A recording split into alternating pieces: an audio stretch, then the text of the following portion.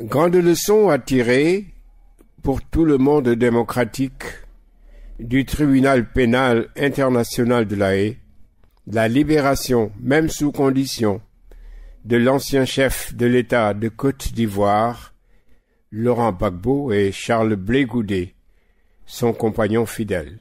C'est aussi la fin du procès des accusés de la mutinerie qui a coupé le pays en deux pendant près de 10 ans, opposant l'armée républicaine loyaliste aux insurgés du Nord. Maître Hassan Diomaye Diaye commente: quelle que soit la faute, la justice doit donner l'exemple qu'elle ne condamne pas par méchanceté et par excès.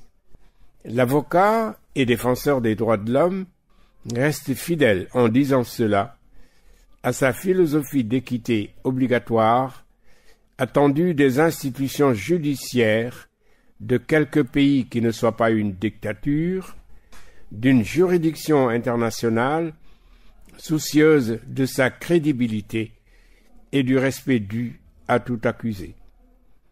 Le 1er février donc, après quelques péripéties de procédure, le tribunal international a rendu un verdict sans ambages. Les 2 accusés sont jugés innocents et leur libération immédiate ordonnée, même avec, c'est-à-dire malgré, la voix discordante d'un juge. En effet, et pour cause, on ne peut faire fi, par exemple, dans cette affaire, des milliers de victimes ivoiriennes. La société leur doit justice, l'histoire et l'honneur de la Côte d'Ivoire pour la postérité ont été également pris en compte. Un procès politique de cette envergure devrait être nécessairement et doit être intelligent.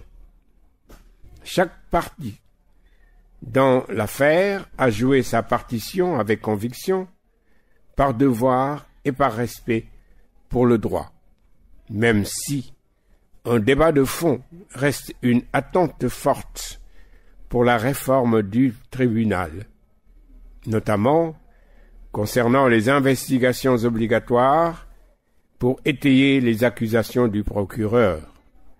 Et c'est bien là la vraie leçon universelle à tirer de cet épisode malheureux qui réconcilie quand même un peu les juges, les procureurs avec l'opinion. Je veux dire les citoyens africains.